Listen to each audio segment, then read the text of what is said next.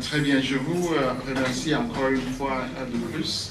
Vous savez, ce n'est pas très facile d'être en Occident et puis d'être aux États-Unis. Mais en même temps, ce n'est pas évident lorsqu'on l'est, et comme moi, lorsqu'on est le chef du département d'études africaines-américaines et caribéennes, n'est-ce pas, de se rendre compte que tout ce qu'on fait, on le fait en anglais. Et on le fait du moins dans les langues qui ne sont pas le reflet de ce qui est l'Afrique, ce qui est l'histoire de l'Afrique. Je commence ce propos en français, mais je vais passer à l'anglais parce que j'espérais que la traduction simultanée serait possible.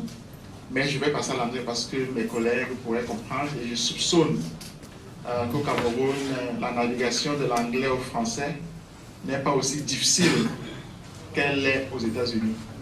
Donc je vais parler doucement, et j'ai de toute façon écrit les 10 questions que j'ai sur... vous allez les lire, n'est-ce pas? I was saying that teaching the United States and being the chair of the Department of Africana, so African Studies, African American Studies, and Caribbean Studies is becomes very challenging, particularly when one knows that the languages one uses to do scholarship and to teach are essentially not African languages. So there is a fundamental problem in that. And since I became chair, I always wanted us to connect with the languages of the African continent. So that is where the idea of the conference came from. But it could not move forward, honestly, without the generosity of, I will simply say, Laurie, because she proved to be my colleague, who was then chair of the Department of Linguistics. She proved to be one of the most generous persons I've ever met on this campus, because she accepted ideas that were not fully formed. She accepted drafts, discussions simply, as something that I was considering. And even when she was on holidays, she had her well-deserved break, she still maintained the conversation going with her own department, and she moved her colleagues, her postdocs, the postdocs of her department, to join us. That generosity is equally shared by Professor Binambi Kori. I think each time I hear your name, I remember the song. The boy Kudu. Yes. That's it, exactly, yes. That is only. Used to sing as children, in high school. And he had his book as high school kids. And as you can know, as you know, it is not my mother tongue, but I know the words of that song. And that song was written in his mother tongue in the most simple way for me to be able to read it. Very simple way, which is the Roman alphabet. And I could already read French and English in Roman alphabet, so I could read his language, and the song remains in my mind. And that is something I think I would like us to have as the touchstone of this gathering. Of course, I would like to thank Theo. Theo is one of the tacticians I've never met, really. He's simply best. He's simply the best. Theo, he's simply the best. He's simply the best. Amazing, amazing, amazing. And on my side here, we have a provost who understood from the very beginning. We have a dean who understood from the very beginning. We have all the departments, Department of Language and Cultures. We have the Humanities Institute, whose chairs understood from the very beginning that what we are doing is fundamental and is important. I may have forgotten many other people. We had working groups, the KUMZE. We had working groups of publishers, and all of them actually work systematically, and I thank all of you. All of them are here, most of them, I will say, are here, and I really thank you. Some are in Yaoundé, and some are scattered across the globe, in Belgium, in France, etc., etc. Really, thank you very much. If I forgot anyone, please, it is simply because when I sing a song, I simply go astray. Lorsque je chante une chanson, automatiquement, je suis très heureux et j'oublie ce que je voulais dire. Donc, je m'excuse si j'ai oublié quelques-uns d'entre vous. C'est tout simplement l'émotion. Cela dit, il y a une note qui m'est venue du Bénin, avec laquelle j'aimerais tout de même commencer. Manière de dire que la présentation que nous avons ici touche beaucoup de personnes à travers l'Afrique. Et c'est bien comme ça, c'est une très bonne chose parce que ça permet à chacun de se rendre compte que le travail que nous faisons n'est pas seulement un travail camerounais. Le Togo a ce problème, par exemple. Le Nigeria, les Yoruba ont ce problème. Il y a beaucoup de pays, en fait, des pays qui avaient suivi les conseils de la CIL, la soi-disant Société internationale de linguistique. There are many other countries that follow the guidelines of CIL, of the so-called National Society of Linguistics applying API to their language, that actually fall into the same trap in which we are. I have 10 questions I would like to start with, and I'm going to give the floor after I've articulated those 10 questions. Question number 1 is, what is blocking us since 100 years and making it impossible for us to publish newspapers in Mojimbo, in Shupame, Akauku, in Gombale, in Ewondo, in Douala, in Bassa, in Fufulde? What exactly is blocking us? So it is question number 1. As you can see, 1928, we had a newspaper, Mbale. It was published in Paris, and it was banned by the French, and since then there is absolutely no newspaper in our mother tongue. What is blocking us? That is question number 1. Question number 2.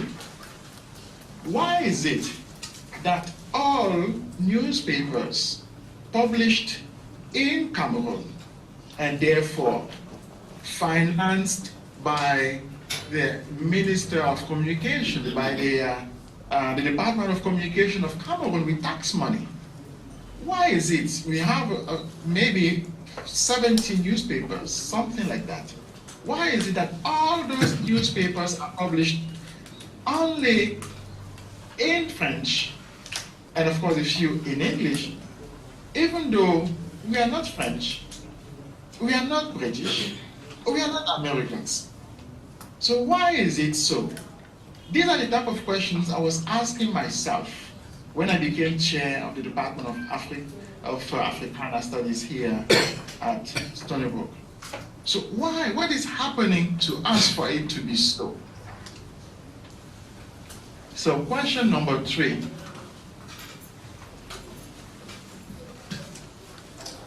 Why is it, I didn't change number 3, maybe I mixed up again those numbers. Anyway, question number 3. Why is it that in 2025, manuscripts, valuable manuscripts, written in Shomon Akauku, or Shupame Akauku, of course, that have been digitized and are available? Why is it that they are not available and digitized by an institution like the Sedotola or research institutes in Cameroon? I'm not even saying universities, I'm simply saying research institutes, because you have the capacity to do that. You have the training to do that. You have people who have degrees, PhDs across the board to do that. And why is it that one institute cannot carry such a work to make it possible for manuscripts like these, 100 years old, sometimes 150 years old, to be housed in an institute, for instance, Sedotola, and available across the globe? Why does it have to be a British institution? That was question number 3. So hopefully, you see, I've mixed up. So let us say, this is the bonus question. So, why is it that in 2025, there is no intellectually challenging book written? I took Majimba, it's my mother tongue. Why is it that there is no intellectually challenging book written and published in Majimba, except the Bible, that was published in 1995? I've been in many countries. I've been in Ethiopia, in Nigeria. I've seen PhDs written and defended in Yoruba, in Igbo, in Ethiopia. It is clear they do that all along. So why is it that somebody in Cameroon cannot defend a PhD in Bassa? What is blocking us? Why is it not possible to do that? So why is it that a book that I read in Majimba has to be in the syllabary of, at the level of a child, essentially? Buy no challenging book. Question number 4.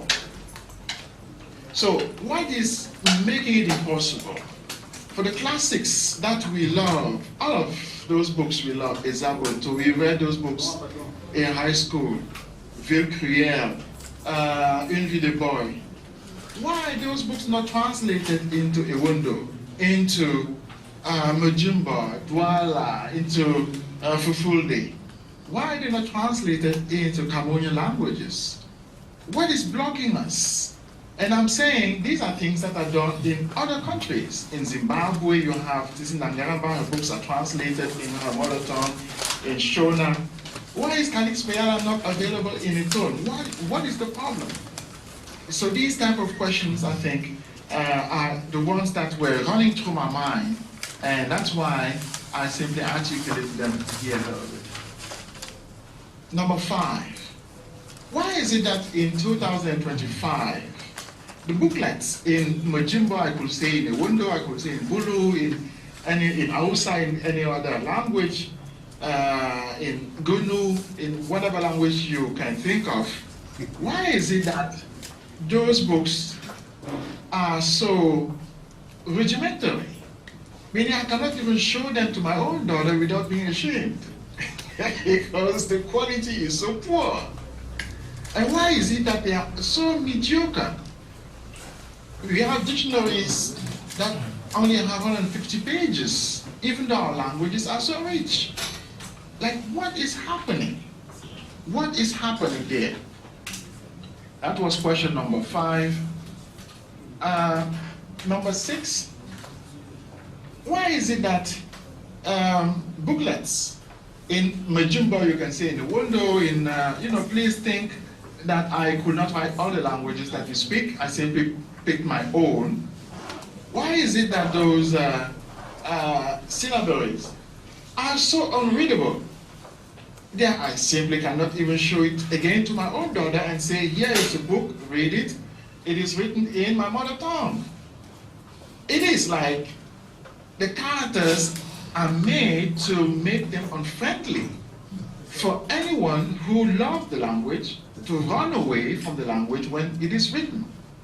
So why is it that, and yet I can read that because I did phonetics in the university level, 4 years of phonetics. My PhD is applied linguistics, so I don't have any issue with reading it. So why is it that they are so unreadable?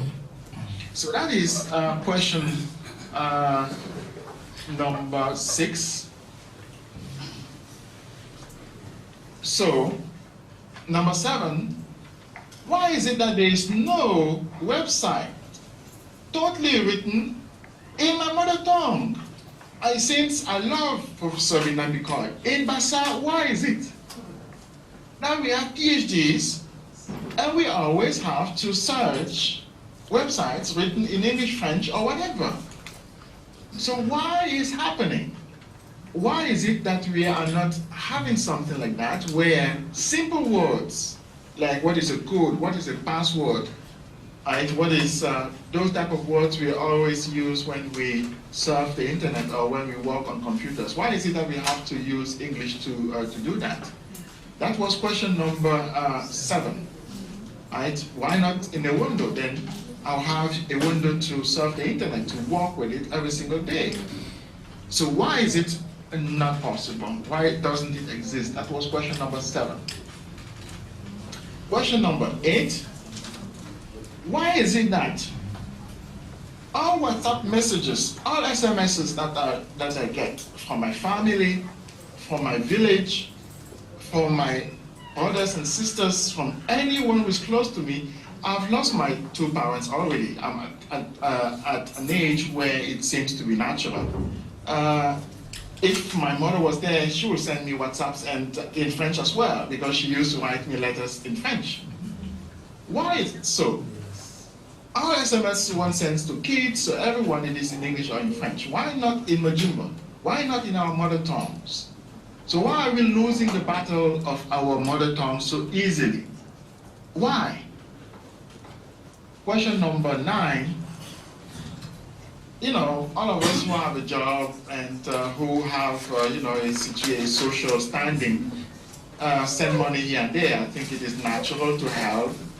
So why the money that we send, that's my money.